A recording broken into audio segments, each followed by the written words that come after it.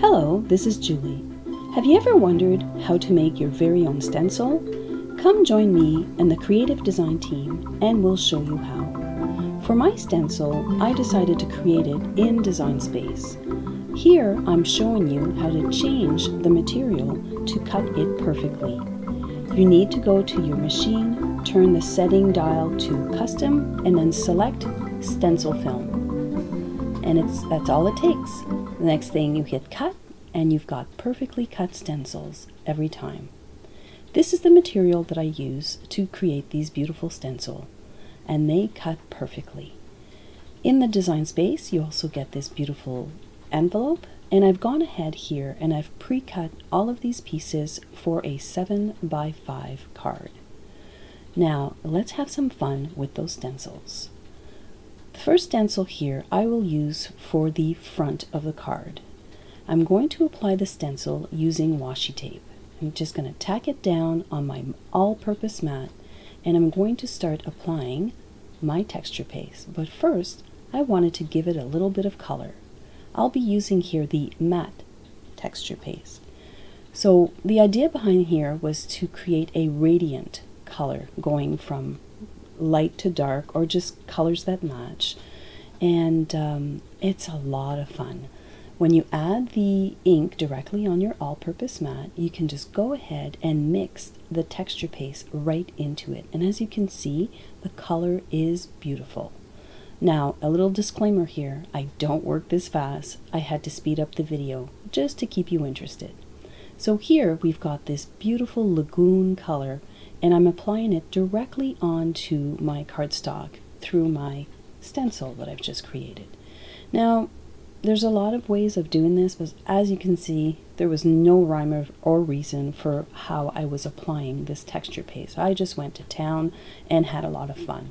Now, I did use quite a bit of it, so it's going to take a little while to dry.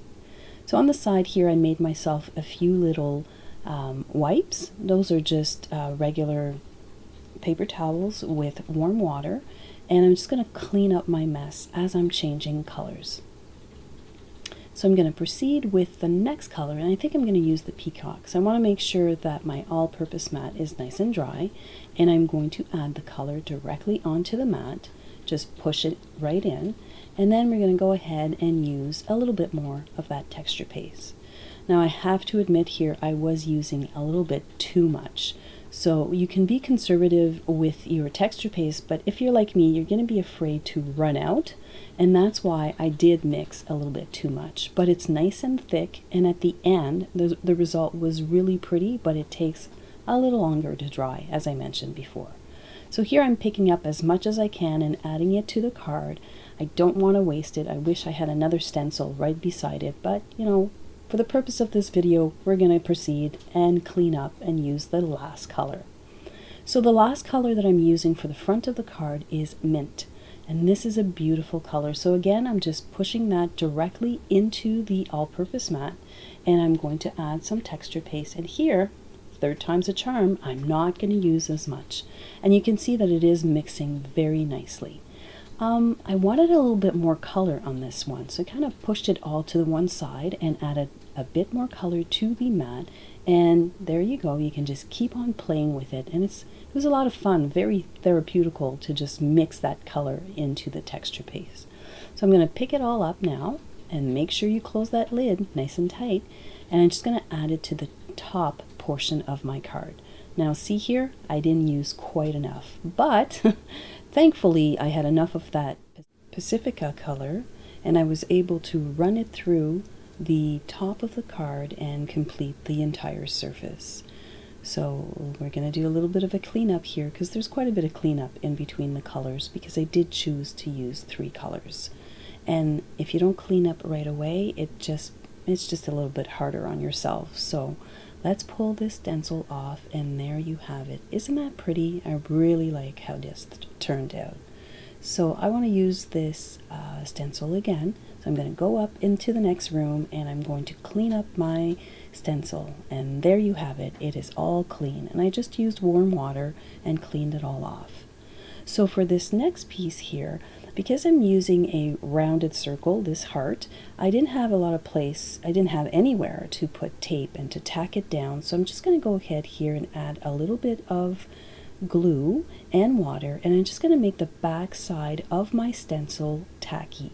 So you just kind of tap it down to the touch and you place it on the cardstock, and you know, it wasn't tacky enough, so I'm just going to add a tiny little bit more. So as you can see, I'm not using a lot because the idea here is to turn it into a tackable surface, and I don't want it to stick down onto my cardstock.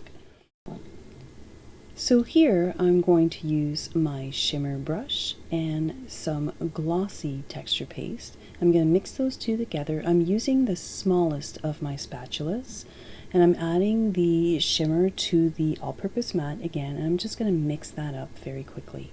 Now this texture paste is quite different from the first one I use. It's smooth, it's thin, and it mixes up really, really nicely. So it was great for this application because I've got small little words in that heart and I wanted them to pop. So I'm going to go very gently on top of my stencil, and I'm going to add it all over the front, and I'm going to include the I guess the edges of that heart, which made it a little bit tricky, I have to say, but it looks really, really great when it's all done. So it's a good thing that this is easy to manipulate, and I was able to get it all over that little edge of the heart and highlight the words on the inside. So as you can see, I'm actually scraping quite a bit of it off and moving it all around that little heart shape, and it turns out really, really cute, but it was a little bit of a challenge to get it all done. It took a little bit, but I still like the way it turned out.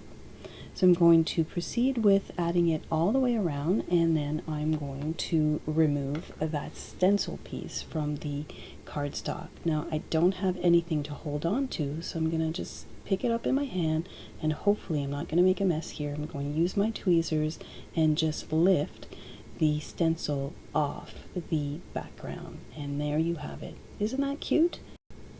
So I'm going to set that to the side, let it dry, and do one last cleanup because I'm definitely want to using that stencil over and over again. So I'm going to clean up all of my tulle, my all-purpose mat, and I'm going to clean off that stencil. I'm going to proceed on to the next step. Now here's another thing you can use your stencil for. I went ahead here off camera and I've used water and re-inker in a spray pen, and I've just sprayed the backing of the sentiment inside the card and the back of my envelope. Now that's another way you can use your stencil, and I thought that it kind of matched all of that project really nicely. So I'm going to go ahead here and I'm going to stamp the inside of my card using charcoal ink, and I'm going to condition my stamp. Man, my fingers are dirty. It was a messy project, but it was a lot of fun.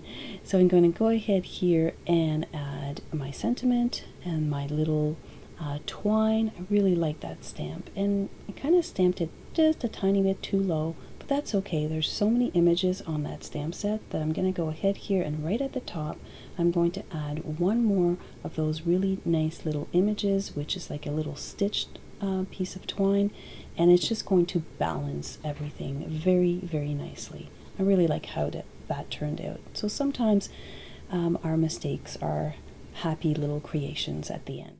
So here I'm taking my ink pad and I'm just running it all along the edges on both the sentiment piece and the frame piece, and also the card base. When I use darker cardstock, I like to ink over the white core. Not for every project, but for this one I thought it needed it anyways. So it's a really easy way to add a little bit of ink to your project. It takes no time at all, and I really like the way that it turns out. So I'm going to use here the aqua glue, and this is the first time that I've used the aqua glue, and I'd like to know what you guys think of it. I usually use the mono glue, the green bottle, and this one here I just felt that it dried a little bit stiff. The other one dries a little bit smoother. I don't know if that makes any sense to you guys, but yeah, comment below and let me know what type of glue do you like to use when you make your cards, because it's always a personal preference, right? So this last step here is that I did use quite a bit of texture paste, as I told you at the beginning, so I'm going to use my heat tool and I'm going to heat both the back side and the front just to make sure that that cardstock doesn't warp too much. And we're going to go ahead, and once that is completely dry, I'm going to add a few splatters using my shimmer pen, and I'm going to let that dry. So the last step here for the front is we're going to do the same thing as we did for the inside pieces. We're just going to run the ink pad all around the edges of both the stencil piece and the little heart, and then we're going to start putting that onto the card base. Now for this particular piece here, because it did warp a tiny little bit, I'm going to town with this double tape runner. I'm putting it all over the surface everywhere. I just want to make sure that it stays down nice and flat. And one thing that I do like to do, I use this little glue technique where I add it on all four corners and on the edge that I'm going to put down, and if it's not quite straight, I have like 1 minute or two to lift it up and reposition it to make sure that it's nice and straight. So I use that technique quite a bit because I often don't put it on nice and straight the very first time.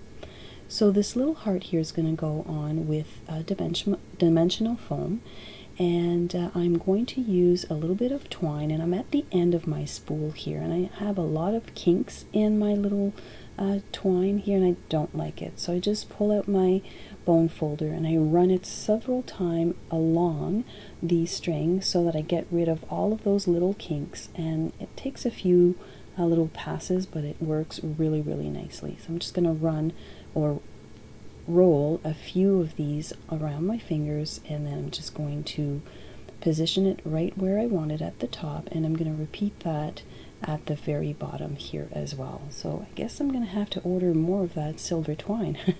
It's always fun to use up our supplies, right? So here you see me running my bone folder all along that piece of thread, and it removes all of those little kinks if you don't like them, because I'm not a big fan. So I'm going to do the same thing.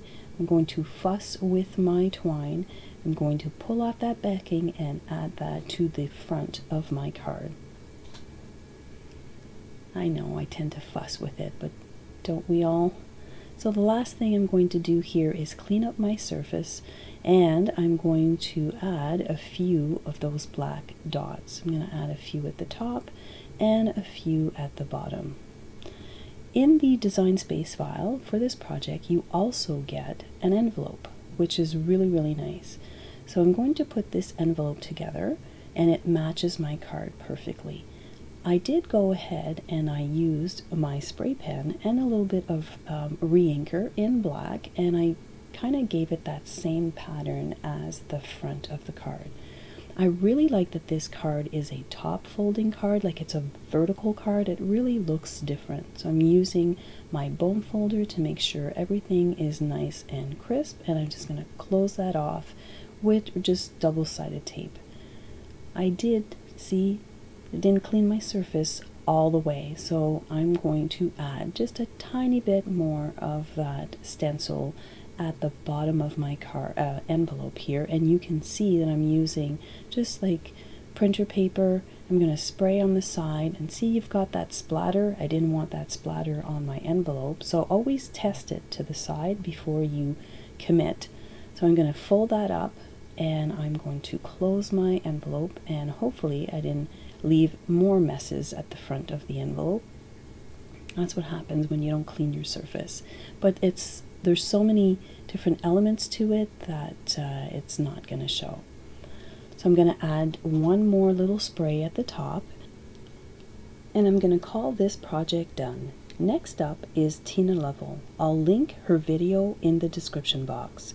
Be sure to watch all of the videos from the creative design team members participating in this video collaboration. We hope that you pick up a few helpful tips for you to create your very own stencil. Please be sure to subscribe to my channel, click that little gray bell to receive notifications to see more crafty projects. Thank you so much for watching, and have a wonderful day.